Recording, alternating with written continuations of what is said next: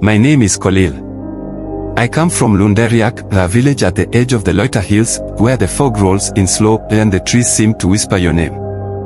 This story is hard to tell, but I lived it. And I still live with it every night. I was just 19 when I fell in love with Senteiyo. She was not like the others. While the other girls braided their hair and danced in the market, Senteiyo sat with the old women, listened to their stories, and wore her shuka like a warrior. She always had a piece of green lasso cloth tied around her waist, then her necklaces of blue and yellow beads clinked softly when she walked. We met by the river once when I was herding cattle. She asked if I believed in spirits that walk during daylight. I told her no. She just smiled. That strange, quiet smile. Soon, we met often. Under the acacia trees, behind the granary, and even on long cattle trails. We talked about the world beyond the hills. She dreamed of Nairobi. I just dreamed of being with her. But there was a wall between us. A tall one. Her father, Mzee, was no ordinary man. He was an elder, a Libon, a man whose words were like spears, once thrown, they couldn't be taken back. He had promised Senteiyo to Kokutan, the Moran from a powerful clan. The marriage was meant to end an old fight that had spilled blood years before. But we didn't care. We were fools. One evening, I gave her a bracelet made from goat leather and cowrie shells. She hid it under her dress. Then she said, if I'm ever gone, look where the termites build tall. That's where I'll wait. I laughed. She didn't. That night, she didn't come to meet me. I waited under the acacia tree until the moon turned. Then I heard her voice. A whisper. Kelele. I ran toward it, past the sleeping goats, past the broken fence. And then I saw her. Standing barefoot on the red soil next to her father. Mzee held a staff of black wood carved with serpent patterns. He raised it and spoke in a language I didn't know. Senteiyo cried. She tried to run to me. But the air twisted. It got heavy. I couldn't breathe. And just like that, she vanished. No scream. No sound. Just dust. Like she was erased from the world. I fell to my knees. All I found was her bracelet, burned in the middle like lightning struck it. The next day, the village acted like nothing happened. No one mentioned her name. Not even the women who raised her. I asked Nemlok, her younger sister. She only said one thing. She didn't obey. Now the forest owns her. I started seeing things. Footprints in places no one walked. Her lasso cloth tied to trees deep in the bush. Sometimes I heard her laughing when I closed my eyes. One night, I followed her laugh. All the way to the termite hills. There, I found a mound wrapped in cowhide with beads and feathers stuck into it. And on top, her bracelet, a hole again. Then I heard someone behind me. It was Mzee. But he didn't speak. He just pointed to the earth. Whispered. She crossed me. Now the trees raise her. Then he vanished too. I don't know how I got back. My feet were bleeding. My arms were scratched like I fought something with thorns. But the bracelet was in my pocket. And 3 days later, the birds stopped coming to our village. Even the hyenas howled in the morning instead of night. Some say Senteiyo chose love. Others say she broke the chain of tradition. But I saw her in the smoke last month. Wearing a crown of bones. Eyes white like milk. She smiled. I couldn't sleep for a week. Sometimes I still hear her laugh. And when I do, I sleep with my face to the wall and my feet off the ground. Because that's how they say the cursed ones walk, in silence, but always close. They say time heals. But in Lunderiak, time just hides things. After Senteiyo vanished, life continued. On the surface. The warriors still trained. The women still fetched water.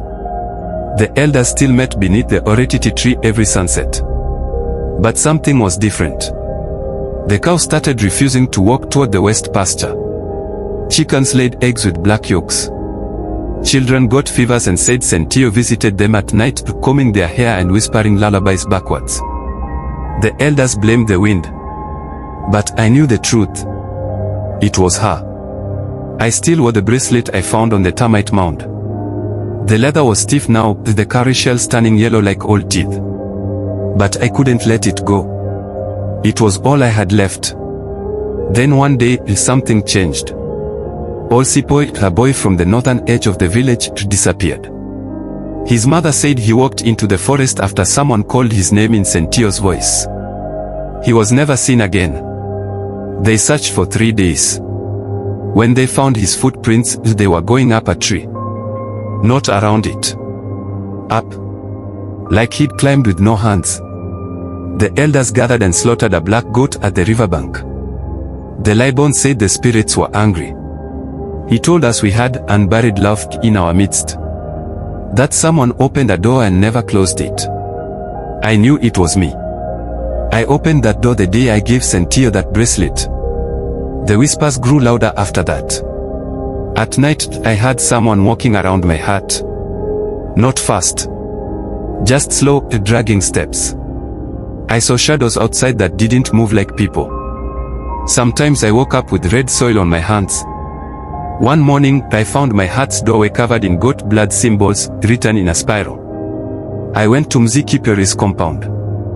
I didn't care anymore. He sat alone by his fire, staring into the smoke like he could see things I couldn't. You brought this, he said without turning. She loved you. But she was mine to give. I begged him. I told him I'd do anything. Just bring her back. Or put her to rest. He looked at me for the first time. You want to see where she waits? He asked. I nodded. He handed me a gourd filled with black ash and crushed herbs. Told me to walk into the forest at dawn. No clothes. No iron. No words. I did as he said. I stripped down to my red shuka, removed my belt knife and my bracelets, even the bead around my ankle my mother gave me as a boy. I walked past the last tree of the village. And into the fog. It wasn't like normal fog. This one had smell. Like wet bark and rotting flowers. I walked for what felt like hours. Then I saw them. Faces in the trees. Not carved. Grown. Senteiyo was among them. Her eyes were closed. But when I stepped closer, they opened. Pure white. She whispered my name. But it wasn't her voice. It was all voices. Dozens. Men. Women. Children. All at once. Why did you let them give me away? She asked. My knees gave out. I didn't, I whispered. I tried. But she was already gone. In her place stood a mound of termite earth. This one was taller than a man, pulsing like it breathed. At the top, another bracelet. This one was mine. The one my mother made me. Burnt. Then I heard her again. One must stay, one must take the pain. I don't remember much after that. When I woke up, I was back in the village. 3 days had passed. The elders said I wandered out of the forest, chanting names no one recognized. My feet were covered in thorns. My lips blistered. The Libon told me I was marked now. That I couldn't leave Lundariak again. If I did, the trees would follow. So I stayed. And every 7 nights, I go back to the termite mound. I take offerings. Milk, beads, my own hair. She never speaks now. She just watches. The faces in the trees have multiplied. Some look like villagers who are still alive. Others, I don't recognize. But I know one day mine will be up there too. Because when you love someone cursed, the curse doesn't just take them. It waits for you too.